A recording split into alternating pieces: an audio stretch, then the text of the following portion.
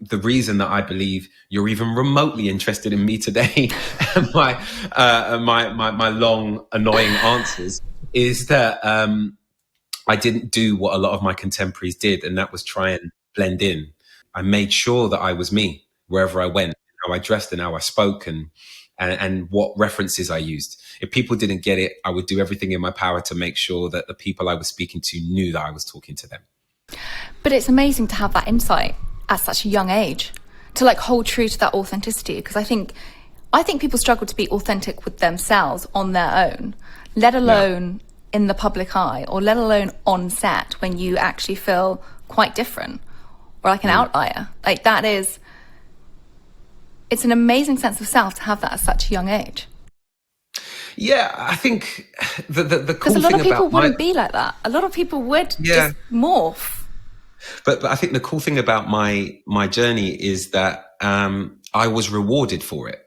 So from quite a young age, the more me I was, the more work I'd get, the more people wouldn't be able to totally articulate their understanding of it, but they'd just say, do what you do. So from the age of about 15, people were giving me scripts and going, please just make it your own. And that was the thing that became like a bit of a jokey catchphrase, particularly when I was doing Disney Club. It was make it your own.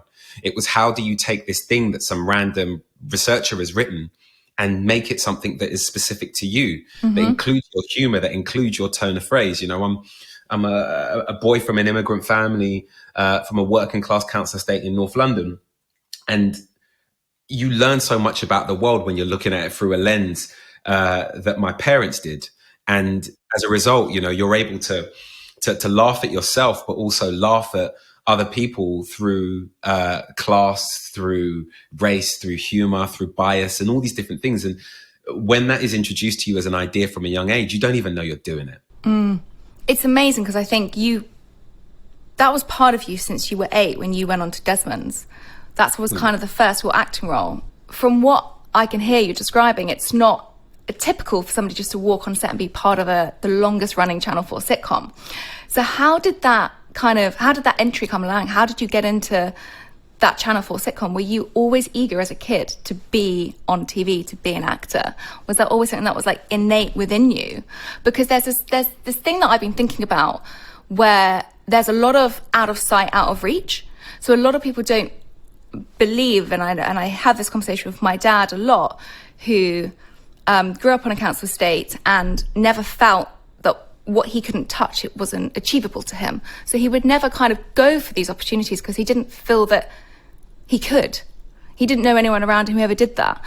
And we've had this really interesting conversation. It's like out of sight, out of mind. If you can't touch it, then it's not attainable to you. And hearing that you were on a TV show at 8, I'd love to know how that came about. Like, how did this happen? Well, you've touched on some really interesting points there, because I never really subscribed to that idea. And I think it's weird because we're not talking about many years prior to me actually being in the business, as it were. But I believed anything was possible, like from the jump. And I was a massive show off as a kid.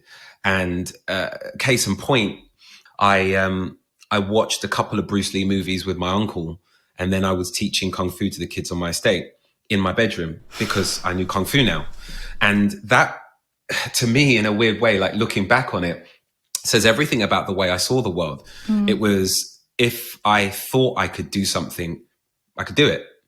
And today, that is still how I feel. I'm an art school dropout. I went to Camberwell Arts College and I dropped out to focus on television full time. And I'm a frustrated artist. I'm a frustrated photographer. I made music for around a decade and was offered record deals that I walked away from.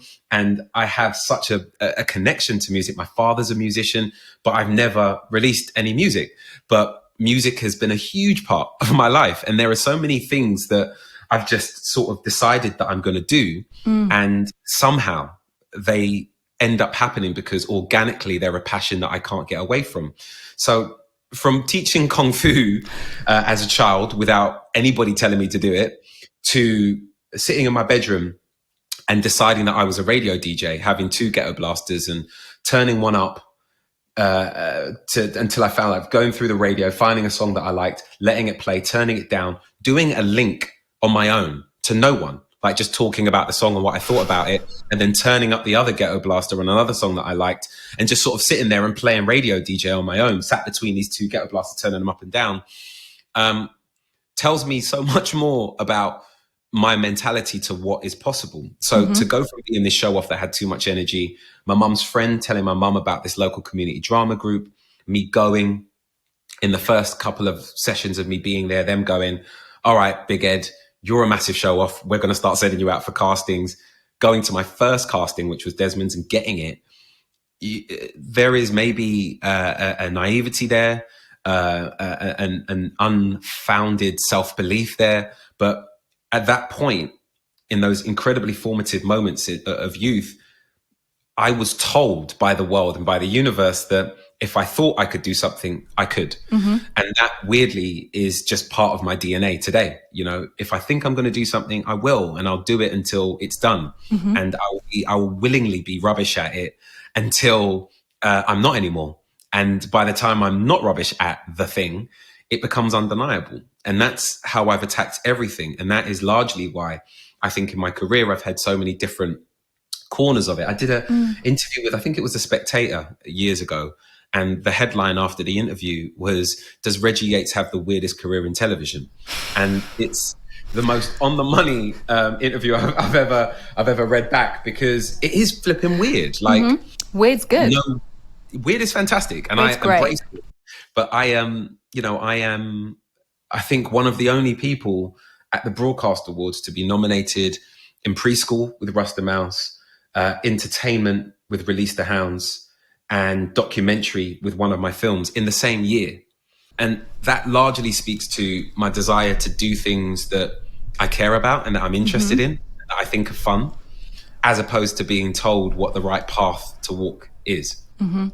There's like three things that come up, whereas one, entrepreneur you were from such a young age, and you might not think of yourself as that. This is the first thing that came to my mind, sitting there making your own kind of DJ. Like it's like, I want to do this, I'm going to create it. And it's that constant like inflection that you've done. I mean, it's that they say it's weird, but it sounds to me like you've just constantly be reinventing to what you feel is your purpose at that time, what your intention is, listen to your gut. A lot of people really struggle to connect with that gut feeling or what they really want to be doing, and it feels like that's exactly what you've done, but without a thought process of there's no kind of being like, I can't. It's like, I can, and how can I? Yeah, I have to show a level of empathy to the people that don't, because, even though this was my journey, my sister, who had the same upbringing and grew up in the same house and that went to the same drama group, her life and her journey doesn't mirror mine at all.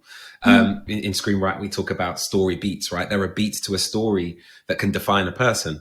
And for people in my life that have had a very similar set of situations, for whatever reason, they've taken different things from them because of largely things that maybe I've not been aware of, or things that they've experienced that have shaped them.